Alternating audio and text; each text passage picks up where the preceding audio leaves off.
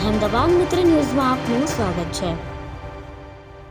પાલનપુરમાં 2 યુવકો પર 10થી વધુ લોકોના ટોળાએ તલવાર સહિતના હથિયારોથી હુમલો કર્યો હતો, જેમાં એક યુવકનું મોત થયું છે, જ્યારે અન્ય એક યુવક હોસ્પિટલમાં સારવાર હેઠળ છે।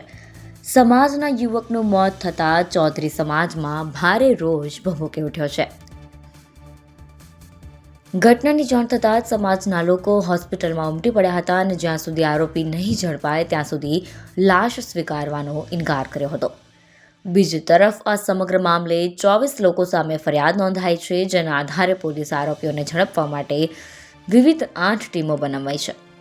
પ્રાથમિક માહિતી મુજબ ગઈકાલે સાંજે ગાદલવાડાના 2 ભાઈઓ અમદાવાદ હાઈવે પર આવેલી એક હોટલ પાસે બેઠા હતા।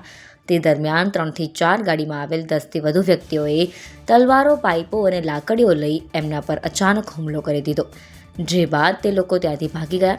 ચૌધરી સમાજ દ્વારા આરોપીઓને તાત્કાલિક ઝડપી પાડવાની માંગ કરવામાં આવી છે।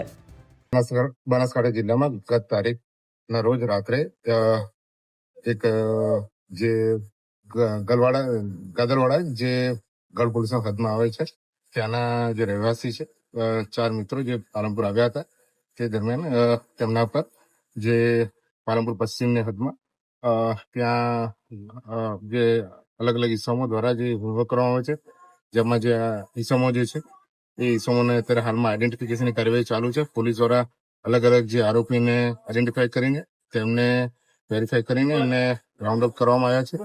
તદુપરાંત હાલમાં જે ઇજાગ્રસ્ત છે તેમના પણ જે નિવેદન લેવાની એ કાર્યવાહી ચાલુમાં છે।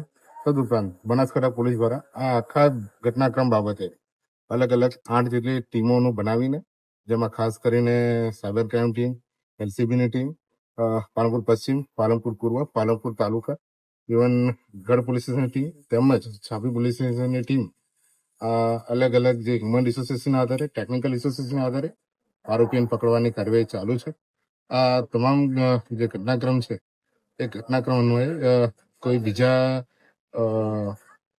પગલાં લેવાના થશે તો તે બાબતે પણ તે મરણજના તેમના પરિવારજનો અને તેમને સાથે રાખીને એમને ન્યાય મળે અને ઝડપથી ન્યાય મળે અને તમામ આરોપી પકડાઈ જાય એ માટે બનાસકાંઠા પોલીસ હાલમાં કાર્યરત છે। એ ઘટનાના કોઈ સીસીટીવી ફૂટેજ સામે આવે છે? આ તમામ ઘટનામાં બાબતમાં જે ઘટના જગ્યાએ બન્યો છે એ બાબતના ત્યાંના પ્રોપર સીસીટીવી કે ત્યાં સીસીટીવી નથી, પરંતુ જે અન્ય જે દરેક સરાઉન્ડિંગ એરિયા કે બીજી જગ્યાએ જ્યાં આરોપી ભેગા થયા હોય કે બીજી કોઈ જગ્યાએ અન્ય જગ્યાએ સીસીટીવી હોય એ બાબતે અમારી જે ટેકનિકલ ટીમ છે એ તમામ જગ્યાઓનું ખાસ કરીને રૂટ મેપિંગ કરી રહી છે। રૂટ મેપિંગના આધારે આ જે આરોપીઓ જે ઘટનાસ્થળે અંજામ આપ્યો અને ત્યાંથી છૂટા પડ્યા હોય એ તમામ જગ્યાઓના સીસીટીવી ફૂટેજ મેળવવામાં આવી રહ્યા છે। અત્યારે હાલની તારીખમાં બનાસકાંઠા પોલીસ દ્વારા અલગ અલગ જગ્યાઓના જે સીસીટીવી ફૂટેજ છે એનું એકત્રીકરણનું કામગીરી પણ ચાલી રહી છે અને જેમાંથી જ્યારે પણ આ જે મામલો જ્યારે કોર્ટમાં ચાલે ત્યારે આરોપીને બચવાની કોઈ તક ના મળે એ માટે એમની જે સરાઉન્ડિંગ જેટલા પણ એરિયાના સીસીટીવી છે એ પણ ગુનાના કામે કબજે લેવામાં આવશે। સાહેબ, કેટલા આરોપી છે એવું કોઈ જાણવા મળ્યું છે?